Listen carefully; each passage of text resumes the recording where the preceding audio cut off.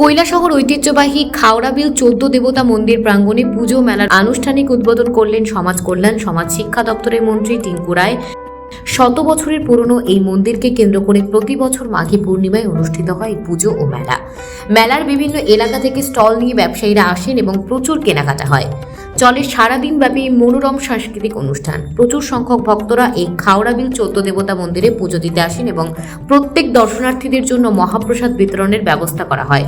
উল্লেখ্য থাকে যে পুজোকে কেন্দ্র করে মহকুমা প্রশাসনের পক্ষ থেকেও পুজো কমিটির উদ্যোগে সুষ্ঠুভাবে মেলা পরিচালনার জন্য কমিটি গঠন করা হয়। আজ 12 ফেব্রুয়ারি পুজো প্রাঙ্গণে উপস্থিত হন ত্রিপুরা সরকারের সমাজ কল্যাণ দপ্তরের মন্ত্রী টিঙ্কু রায় এবং মেলার শুভ উদ্বোধন করেন। এছাড়া উপস্থিত ছিলেন প্রাক্তন সাংসদ রেবতী ত্রিপুরা, ঊনকোটি জেলা পরিষদের সভাধিপতি অমলেন্দু দাস, কৈলাসহর পৌর পরিষদের চেয়ারপারসন চপলা রানী দেবরায়, গৌরনগর পঞ্চায়েত সমিতির ভাইস চেয়ারম্যান মোহাম্মদ বদরুজ্জামান, কৈলাসহর পুর পরিষদের ভাইস চেয়ারম্যান নীতিশ দে, চণ্ডীপুর পঞ্চায়েত সমিতির চেয়ারপারসন শম্পা দাসপাল।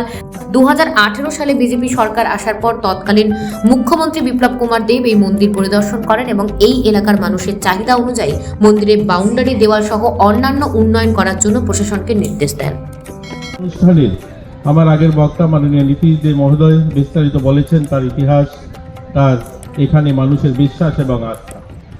একটা মেলা আমাদের গ্রামীণ সংস্কৃতি, আমরা এই ধরনের মেলা পৌরাণিক যে তার পরম্পরা এবং আধ্যাত্মিক তার যে দিব্যতা, এই তিনটার একত্রিত মেলবন্ধনই হচ্ছে মেলা।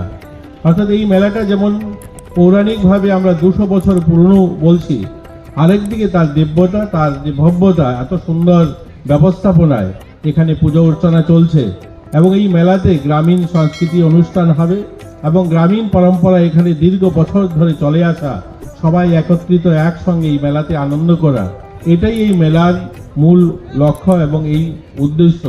এটাকে যেন চিরন্তন হয়, এটা যেন আরও চলতে থাকে, এটাই আমাদের মূল লক্ষ্য। এটা যেন ভালোভাবে আমরা করতে পারি।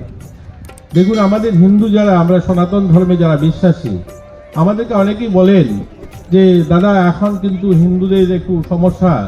আমি বলবো দেখুন, এর জন্য আমরা সনাতন বলি, অর্থাৎ আদি অনন্ত নিরাকার, অর্থাৎ যে এই ব্রহ্মাণ্ডে যার কোনো আকার নেই, যে নিরাকার এবং যার কোনো সময়সীমা শুরু বা তার শেষ নেই, সেটাই সনাতন।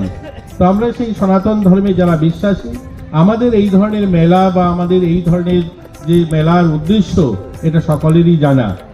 হিন্দু পরম্পরায় বা আমাদের হিন্দু সনাতন ধর্ম অনুসারে ভারতবর্ষে বা গোটা পৃথিবীতে সমাজকুলে মানুষের যখন কোনো সমস্যা আসে, তখন এই সমস্যা নিবারণের জন্য বারবার শুভ শক্তির আবির্ভাব হয়েছে।